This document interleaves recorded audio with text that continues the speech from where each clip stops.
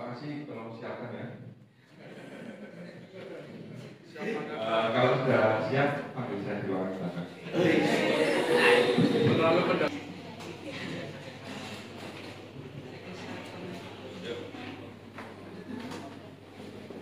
Assalamualaikum warahmatullahi wabarakatuh. Kami terima kasih atas kesempatan yang diberikan kepada kami untuk memaparkan hasil diskusi kami.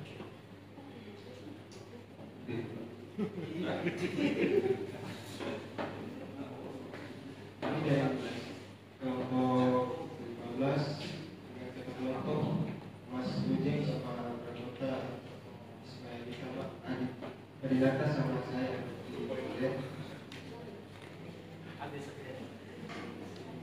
Sampaikan tentang rapat kesiapan redistribusi tanah Desa Magurai, Kecamatan Murung Pundak, Kabupaten Kulit Kuning, Provinsi Jawa Barat.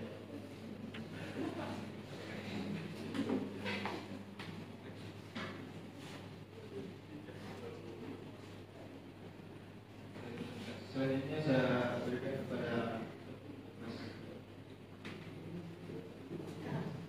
Terima kasih moderator. Di sini hadir semua ya dari stakeholder terkait. Mungkin bisa diabsen dulu dari Kaptes, program kita, Sekdes, Amat dan masyarakat. Enggak di video satu. Mungkin gini. Kebetulan tahun anggaran 2025 ini terdapat kegiatan redistribusi tanah yang rencananya kami dari kantor pertanahan Kabupaten Tulpun atau Kulit Kuning akan melakukan penlog di Desa Maburai, Kecamatan Murung Pundak. Mungkin dari para hadirin belum begitu mengetahui ya apa itu redistribusi tanah. Jadi saya jelaskan dulu. Jadi pertama mungkin dari reforma agraria dulu. Reforma agraria itu merupakan penataan kembali struktur penguasaan, pemilikan, penggunaan dan pemanfaatan tanah secara lebih berkeadilan yang dilakukan melalui dua tahapan, yakni penataan akses dan penataan akses. Penataan aset dan penataan akses. Gitu. Kemudian apa sih penataan akses? Penataan akses adalah penataan kembali penguasaan, pemilikan, penggunaan, dan pemanfaatan tanah guna menciptakan keadilan dalam penguasaan dan pemilikan tanah. Jadi dalam penataan aset ini fungsinya adalah untuk mengurangi ketimpangan penguasaan tanah yang ada di Indonesia pada umumnya.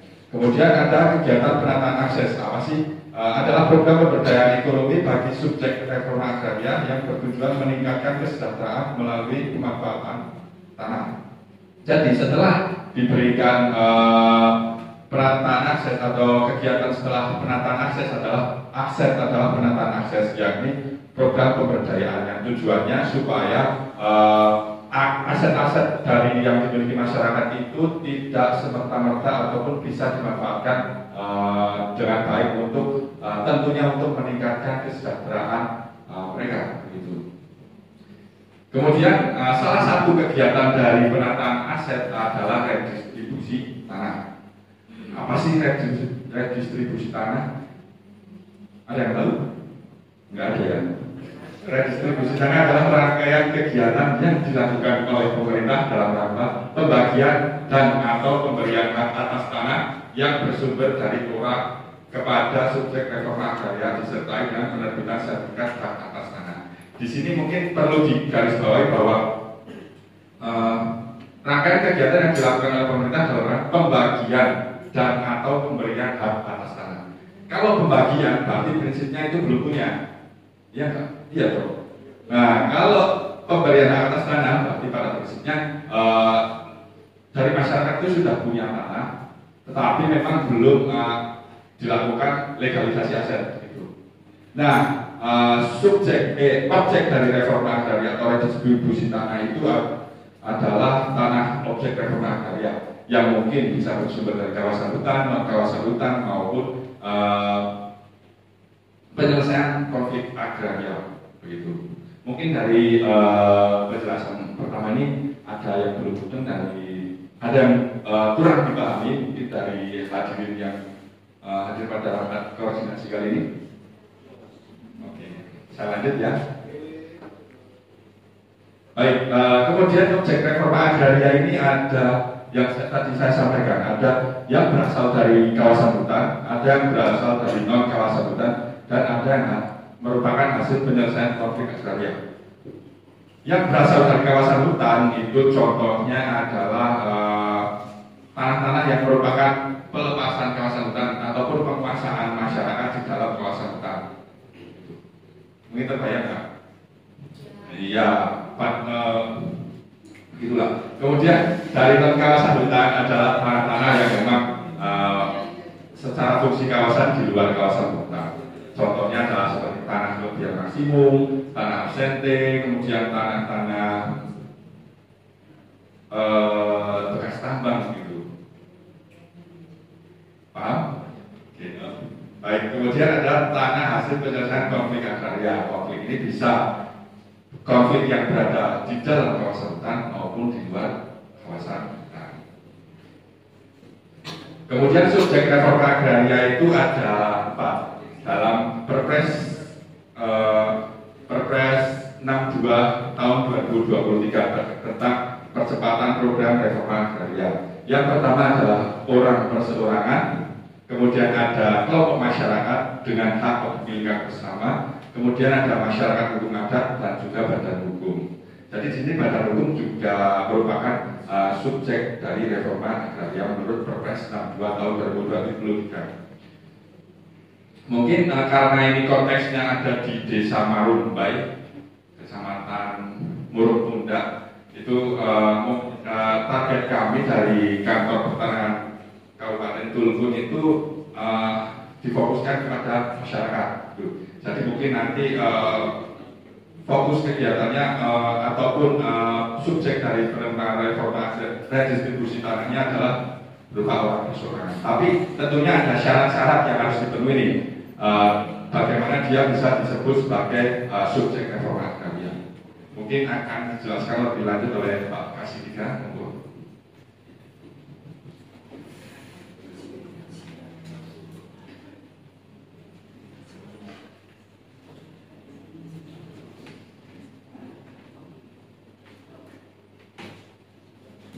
Baik, terima kasih waktunya Pak Kakan. Materi yang disampaikan sudah lebih jelas. Memang Pak Kakan ini terbaik semuanya ya. Baik aja sekalian.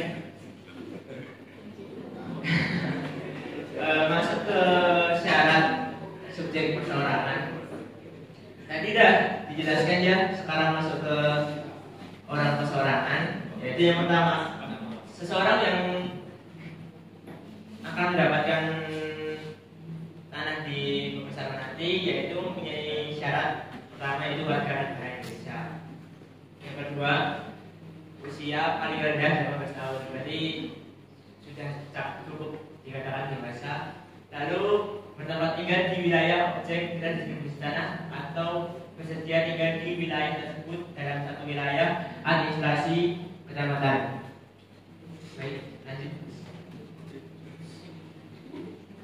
Ada ini ya, apa namanya, pekerjaan-pekerjaan yang dapat disyaratkan pada kegiatan kali ini, yaitu petani rural yang memiliki luas tanah 0,25 hektar atau lebih, atau petani yang menyewa tanah dengan luas tidak lebih dari 2 hektar untuk diusahakan di bidang pertanian sebagai sumber kehidupannya. Lalu yang kedua, ada petani penggarap yang mengerjakan atau mengusahakan sendiri tanah yang bukan miliknya. Yang ketiga, ada buruh tani yang mengerjakan atau mengusahakan tanah orang lain dengan mendapatkan upah. Yang keempat, ada nelayan kecil yang melakukan penangkapan ikan untuk memenuhi kebutuhan hidup sehari-hari, baik yang tidak menggunakan kapal penangkap ikan maupun yang menggunakan kapal penangkap ikan berukuran paling besar 10 gross tonnage. Yang kelima, nelayan tradisional yang melakukan penangkapan ikan di perairan yang merupakan hak perikanan dan telah dimanfaatkan secara turun-temurun sesuai dengan budaya dan kearifan lokal. Izin Pak, saya lalu ada nelayan bulu yang menyediakan tenaganya dan turut serta dalam usaha penangkapan ikan. Lalu ada pembudidaya ikan kecil yang melakukan pembudidayaan ikan untuk memenuhi kebutuhan hidup sehari-hari. Lalu ada penggarap budidaya yang menyediakan tenaganya dalam pembudidayaan ikan. Lalu ada penambang kecil yang melakukan usaha pengaraman pada lahannya sendiri dengan luas lahan sebesar 5 hektar serta produksi garam. Lalu ada penggarap tambak garam yang menyediakan tanahnya dalam usaha pengaraman, tenaganya dalam usaha pengaraman. Lalu ada persorangan yang memiliki usaha produktif yang memenuhi kriteria usaha mikro sesuai dengan peraturan perundang-undangan dan tidak memiliki tanah. Lalu ada pekerja lain yang ditetapkan oleh Bapak Menteri. Lanjut. Lalu di sini masuk ke manfaat kredit di sana ada 3, yaitu yang pertama peningkatan kesejahteraan bagi masyarakat yang mendapatkan tanah hasil rumah karya. Yang kedua yaitu keadilan agraria yang bertujuan untuk mengurangi ketimpangan kepemilikan tanah. Yang ketiga adalah kepastian hukum bagi pemilik tanah yang mendapatkan tanah objek rumah karya nanti. Lanjut Pak. Lalu ada hak dan kewajiban hak penerima restitusi ada 2 nanti, yaitu mendapatkan bukti kepemilikan atas tanah. Yang kedua memperoleh akses permodalan untuk mengolah tanah yang sudah didapat agar menjadi tanah yang produktif. Ini ada di kewajibannya. Jadi langsung masuk ke kewajiban. Yang pertama mengusahakan tanah secara aktif. Yang kedua mengalihkan tanah tanpa persetujuan izin pejabat yang berwenang. Yang ketiga tidak menantarkan tanah. Ini rencana tahapan tanah yang sudah disiapkan perkaranya. Yang pertama pada minggu keempat pada bulan Mei 2025 nanti ada sosialisasi dan penyuluhan bagi stakeholder dan masyarakat yang terkait. Yang kedua pada minggu 1 sampai minggu keempat Juni yaitu kegiatannya inventarisasi dan identifikasi subjek dan objek. Yang ketiga pada minggu 1 dan 4 Juli, berarti 1 bulan, yaitu pengumpulan dan pemetaan bidang tanah. Lalu ada di minggu 1 dan minggu 2 pada bulan Agustus nanti ada penetapan objek redistribusi tanah. Yang kelima pada minggu 3 sampai minggu 4 Agustus 2025 yaitu kegiatannya penetapan subjek redistribusi TORA. Yang keenam pada minggu 1 sampai minggu 2 September 2025 kegiatannya pemberian hak atas tanah. Yang ke-7 pada minggu 3 sampai minggu 4 September 2025 ada penerbitan sertifikat. Baik, untuk nanti diikuti kegiatannya secara lengkap akan kita laksanakan bersama-sama. Lanjut. Nah, ini peta administrasi ya di desa kita tercipta, di desa Maburai. Mungkin saya akan jelaskan sedikit ini apa letak geografisnya, yaitu desa Maburai merupakan salah satu desa yang terletak di Kecamatan Murukmunda, Kabupaten Kulit Kuning, dengan luas wilayah sekitar 4.701 hektar. Lalu ada batas-batasnya di sebelah utara berbatasan dengan Kelurahan Mabuun dan Desa Kasiau.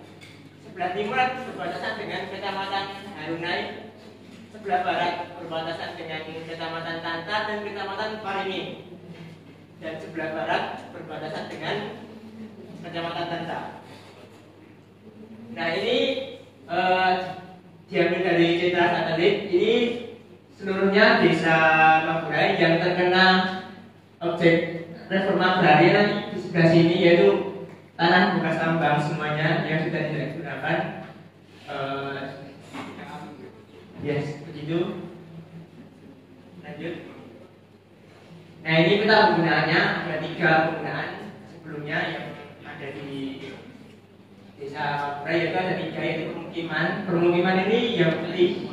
Sebenarnya ini ada garis-garis kuning cuma nggak kelihatan dengan luasan 246 hektar persegi. Lalu ada pertambangan yang berwarna merah seluas 2.663 persegi. Lalu ada tanah negara yang berwarna hijau yaitu 1.791 hektar persegi.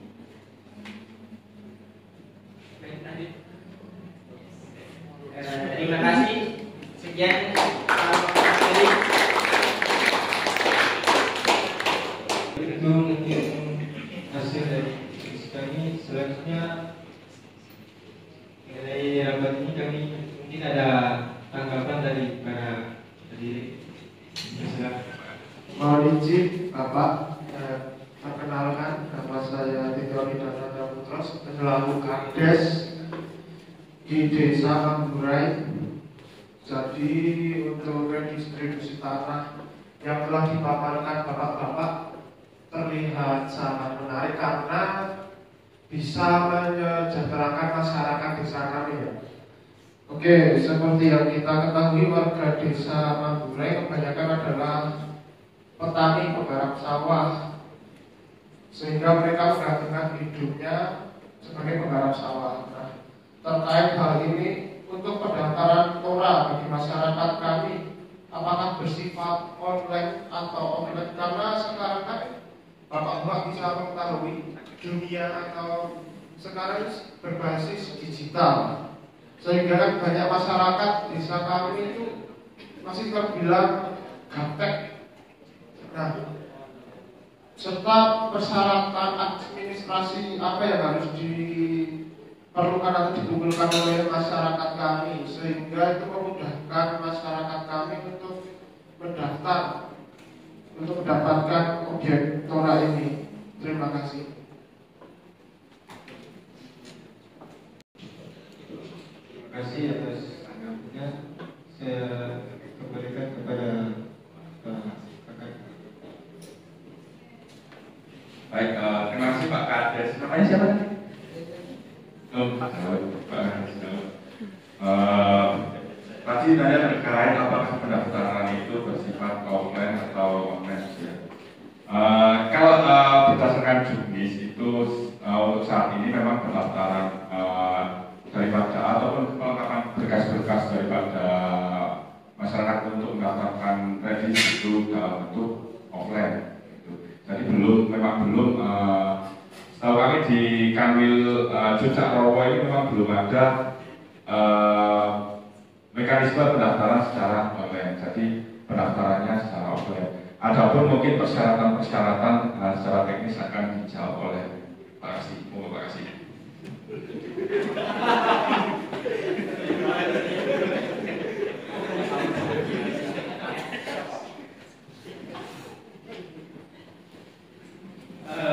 Terima kasih kawan atas paparannya.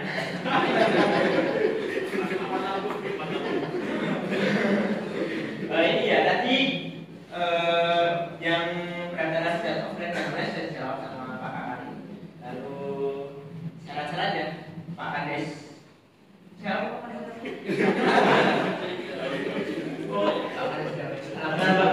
Biasanya sangat menarik. Nanti pas pendaftaran syarat-syarat yang dapat dipenuhi oleh para penerima dana, yaitu yang pertama adalah surat pernyataan sebagai penggarap tanah atau yang mengenai tanah tersebut dan data diri sesuai KTP, data mengenai fisik tanah yang dikuasai berupa letak tanah, luas tanah, jenis tanah dan pemanfaatannya. Lalu ada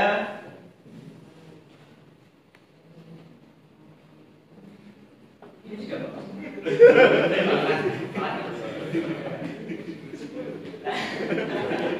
Lalu ada daftar inventarisasi penguasaan tanah objek, yaitu pengaturan penguasaan tanah yang meliputi objek dan reform, lalu luas tanah, batas-batas, pekerjaan, penerima tanah redis. Lalu ada surat keterangan kepala desa, surat keterangan dari Anda nanti, penguasaan tanah objek dan reform yang disertai 2 orang saksi nanti Pak, 2 orang saksi ya.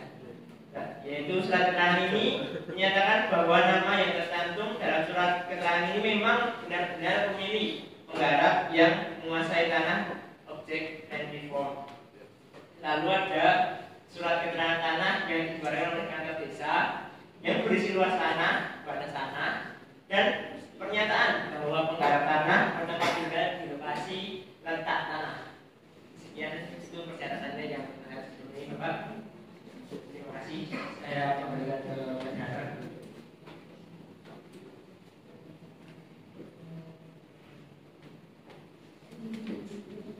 Baik, mungkin itu tanggapan dari jawaban dari Pak Kakak sama Kasih, mungkin sudah jelas. Apa masih ada tanggapan lain dari? Baik, terima kasih. Saya perwakilan dari Pemda. Saya mau bertanya, tadi itu kan terdapat kewajiban bagi penerima redistribusi tanah untuk tidak menelantarkan tanahnya yang sudah dibagikan. Lalu bagaimana pengawasannya jika tanah itu ditelantarkan dan dialihfungsikan secara ilegal atau dijual kembali, itu bagaimana pengawasannya? Itu saja, terima kasih.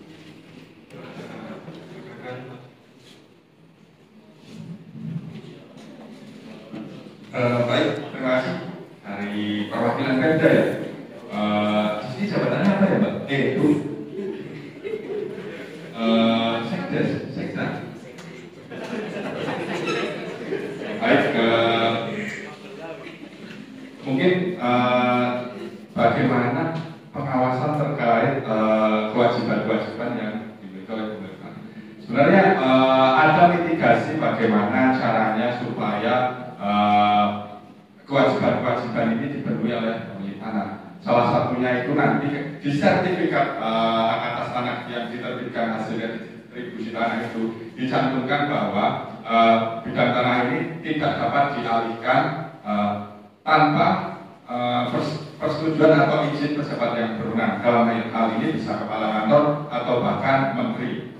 Nah, itu sebagai mitigasi atau cara bagaimana kita menjaga supaya tanah-tanah ini tidak dialihkan, karena memang ada kewajiban di mana minimal itu 10 tahun secara berturut-turut untuk penerima redis supaya mengusahakan tanahnya secara aktif begitu. Jadi kalau misalnya, tapi ya memang pada faktanya mungkin bisa dilaksanakan perolehan hak secara di bawah tangan atau dan lain-lain, tapi setidaknya memang sudah ada mitigasinya, dan itu juga menjadi PR juga karena memang kebanyakan sertifikat hasil redis ini justru malah dialihkan haknya begitu. Jadi ini menjadi PR yang berat mungkin bagi kita selaku pimpinan-pimpinan baik di kanta ataupun di pemerintahan, baik itu pemerintah desa ataupun daerah, supaya memberikan pengertian kepada masyarakat ataupun sosialisasi ataupun apa, supaya memang terdapat mindset bagi masyarakat sehingga sertifikat ataupun tanah hasil redistribusi tanah itu tidak bisa dimanfaatkan secara aktif, karena memang kan tujuannya untuk memberikan akses bagi masyarakat terhadap lahan-lahan produktif begitu. Harapannya jangan sampai masyarakat punya mindset karena punya sertifikat langsung dijual begitu. Karena modal mungkin bisa diperoleh dari peminjaman bank. Kalau peminjaman bank itu justru malah boleh. Tapi kalau memang dijual belikan itu tidak boleh, harus mendapat persetujuan atau izin pejabat yang berwenang. Mungkin selanjutnya ataupun secara teknis akan dijawab oleh Pak Kasih. Mohon maaf ya, karena memang kebetulan saya sebelumnya menjabat sebagai Kasubag PU di kantor pertanahan Kabupaten Lidah Mertua. Jadi karena memang secara teknis saya mungkin tidak terlalu menguasai. Terima kasih.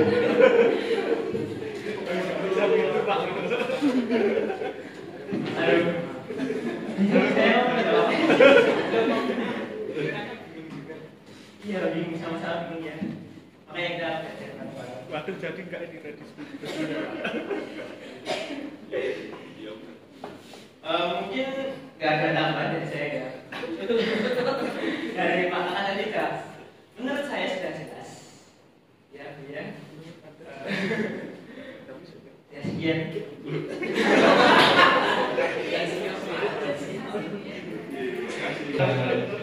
Awal lagi dari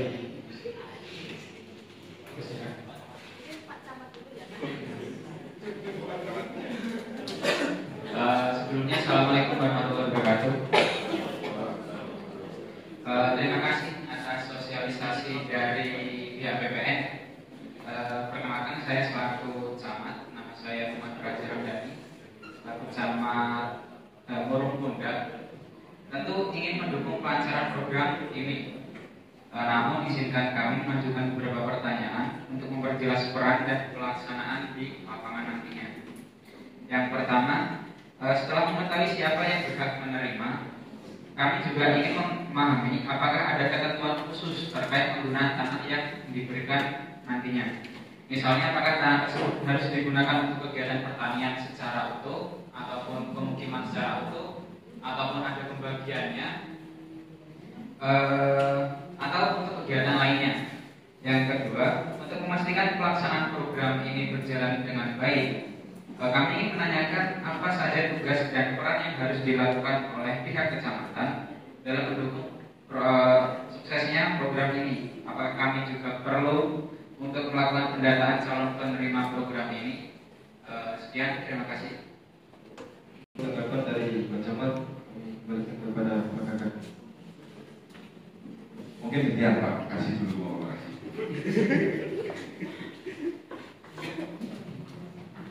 Pertanyaan pertama, terima kasih Pak Camat atas pertanyaannya. Yang pertama dia ada ini ya, mengetahui siapa berapa. Kami juga ingin memahami apakah ada ketentuan khusus terkait penggunaan tanah yang pertama. Ini untuk penggunaan tanah karena tujuan utama redistribusi tanah biasanya adalah untuk meningkatkan kesejahteraan petani kecil atau masyarakat yang membutuhkan lahan. Oleh karena itu tanah yang diberikan umumnya harus digunakan untuk kegiatan pertanian atau usaha produktif yang berkaitan dengan pengelolaan tanah. Jadi agar tanahnya tidak berubah lagi, diusahakan agar tanah tersebut jadi kembali produktif tadi Pak. Lalu ada misalnya ada apakah tanah tersebut harus digunakan untuk kegiatan pertanian? Mungkin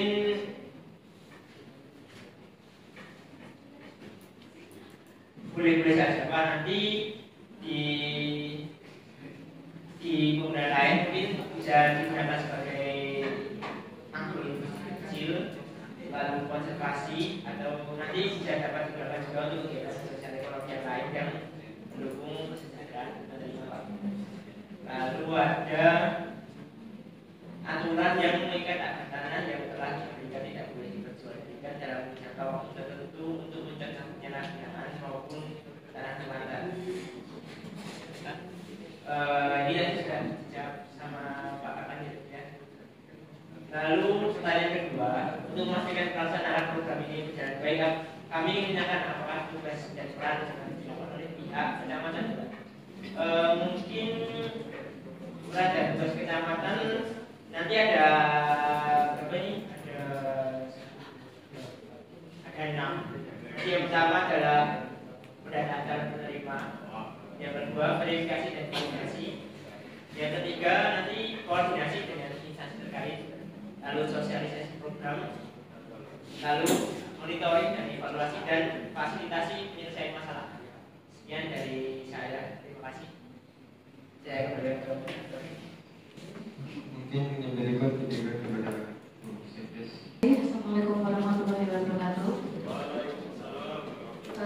Terima kasih pada Pak Kakak dan Pak Kasih yang telah memaparkan tentang redistribusi tanah di desa kita.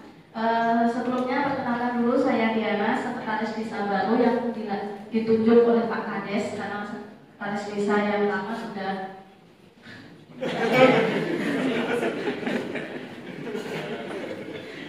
Baik Pak, tadi sudah dijelaskan oleh Pak Kasih bahwa tanah di desa kita itu adalah tanah bekas tambang yang sangat luas.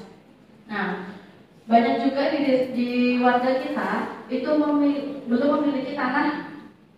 Nah, apakah prosedur yang harus diikuti oleh warga desa yang ingin mengajukan permohonan redistribusi tanah ini, khususnya itu kan tanah bekas tambang ya Pak.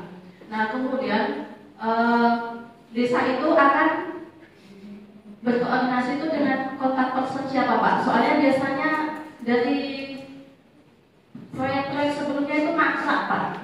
Jadi apakah kepala kantor atau Pak Kasih atau mungkin bisa kontak person lainnya? Soalnya nanti Pak Kadis akan melimpahkan ke saya ya Pak. Oke, seperti itu. Baik Pak, saya kembalikan. Terima kasih. Wassalamualaikum warahmatullahi wabarakatuh.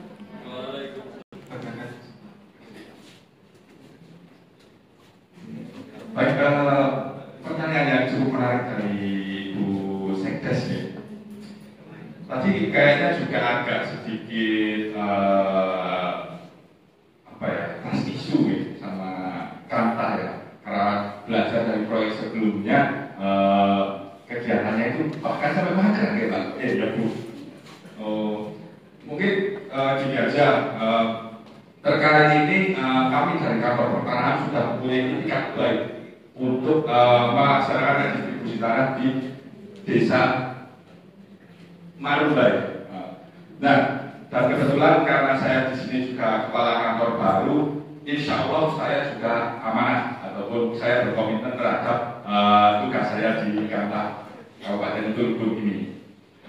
Kemudian terkait prosedur apa saja yang harus dipenuhi sebagai subjek reforma agraria, itu yang pertama mungkin syarat-syaratnya harus terpenuhi dulu. Syarat-syarat yang tadi dijelaskan oleh Pak Kasih 3. Di sini ada beberapa prasyarat yang memang subjek persoalannya itu sebagai penerima redistribusi tanah seperti petani gurem, petani bakaran dan lain-lain, itu harus terpenuhi dulu nih.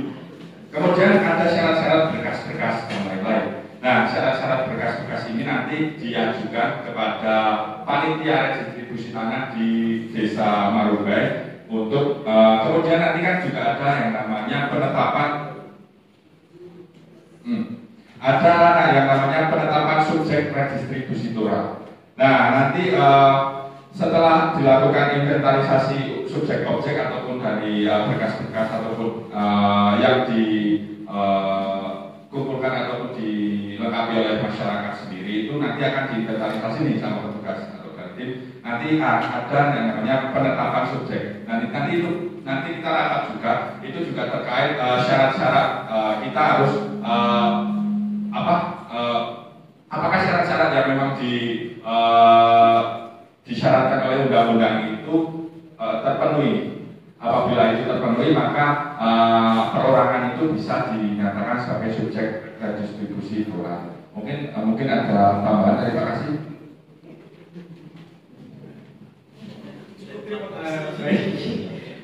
Saya cuma jawabkan sudah menurut saya sudah jelas ya. Menurut saya sudah alhamdulillah baik. Saya berikan ke moderator. Mungkin ada tanggapan dari masyarakat.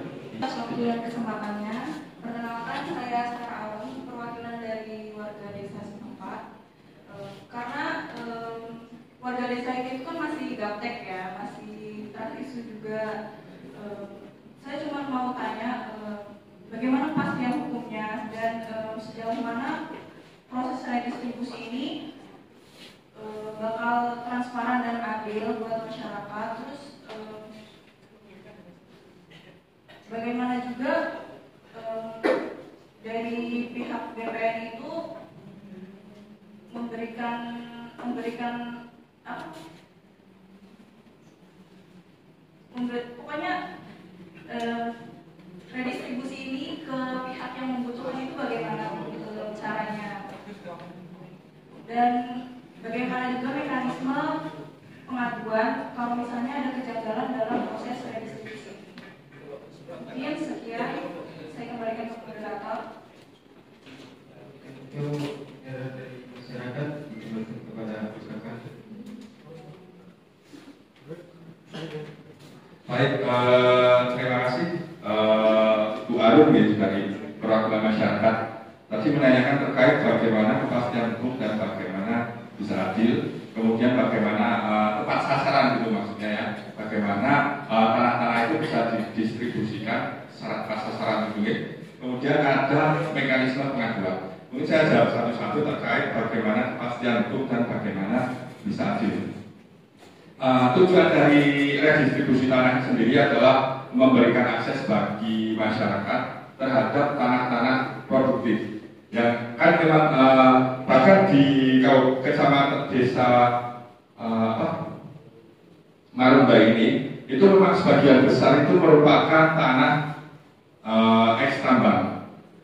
ekstambang dari PT apa? Karena PT Mencari Cinta Sejati begitu. Kemudian, nah di sini harapannya kami dari kantor pertanahan itu memberikan kepastian hukum di mana sertifikat kami akan redistribusi tanah-tanah ekstambang ini menjadi kepemilikan perseorangan berupa hak milik kepada masyarakat yang memang memenuhi syarat. Nah, itu salah satu wujud di mana kami memberikan kepastian hukum bagi masyarakat. Oke. Kemudian terkait bagaimana bisa adil. Nah, sebenarnya kan untuk menjadi subjek reforma agraria sendiri itu kan dari sudah jatuh di Perpres 62 tahun 2023. Nah, yang syarat-syaratnya juga tadi sudah dijelaskan oleh Pak Kasi 3 begitu. Nah, ini merupakan ini harus dipenuhi, Mbak, Bu, supaya memang subjek-subjek yang berhak ini yang disyaratkan oleh undang-undang ini mendapatkan haknya gitu. Karena memang tujuan dari redistribusi tanah kan selain untuk memberikan kepastian hukum yang tadi saya jelaskan dan juga untuk meningkatkan kesejahteraan daripada masyarakat itu sendiri gitu. Kemudian terkait tepat sasaran mungkin seperti yang saya jelaskan tadi terkait syarat-syarat ini harus dipenuhi supaya bisa tepat sasaran. Kan juga ada tahapan di mana inventarisasi subjek, kemudian penetapan subjek. Inventarisasi subjek itu sendiri supaya di mana kita dari tim nih supaya memfilter mana-mana yang memang memenuhi syarat. Itu kemudian di situ dirapatkan untuk ditetapkan subjeknya, gitu kan, Bu. Kemudian terkait mekanisme pengaduan. Nah, di sini kegiatan redis itu sebenarnya koordinatornya ada di kepala kantor wilayah BPN. Nah, ketua pelaksananya ada di kepala kantor wilayah dan pelaksananya memang dari Pak kantor pertanahan, gitu. Jadi di kantor wilayah juga ada yang namanya monitoring, gitu. Monitoring apa-apa yang akan dikerjakan oleh kantor terkait redistribusi tanah ini, apakah itu sesuai dengan tahapan-tahapannya, apakah itu sesuai dengan mekanismenya dan lain-lain. Kemudian kalaupun ada hal-hal yang memang tidak sesuai dengan jalannya atau tidak on the track, pasti akan dievaluasi oleh Kanwil gitu. Kemudian kalau misalnya pun dari masyarakat sendiri ingin mengajukan pengaduan, silakan bisa nanti langsung bersurat kepada kantor pertanahan, kepada saya, ataupun nanti kepada kepala kantor wilayah. Gitu. Mungkin itu, Mbak Masyarakat.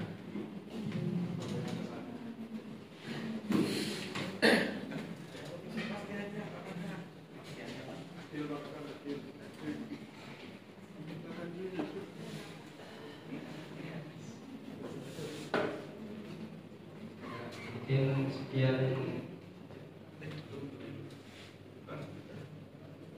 Jadi mungkin sedikit ya, moderator sedikit menjelaskan terkait rapat koordinasi, rapat persiapan redistribusi tanah ini, apakah ada yang ingin didiskusikan lagi atau cukup?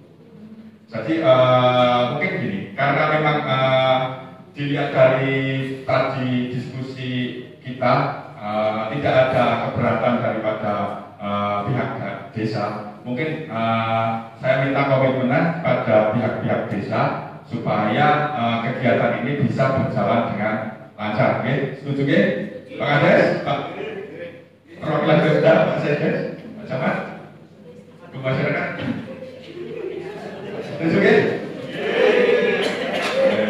Alhamdulillah. Oke, setelah ini kita akan bertemu lagi di penyuluhan. Nanti penyuluhan mungkin yang diundang karena ini langsung ke masyarakat secara luas gitu. Nanti pada masyarakat karena ini rapat persiapan, jadi hanya pimpinan-pimpinan di desa ataupun pemerintah daerah saja. Mungkin itu. Terima kasih. Saya kembalikan ke moderator.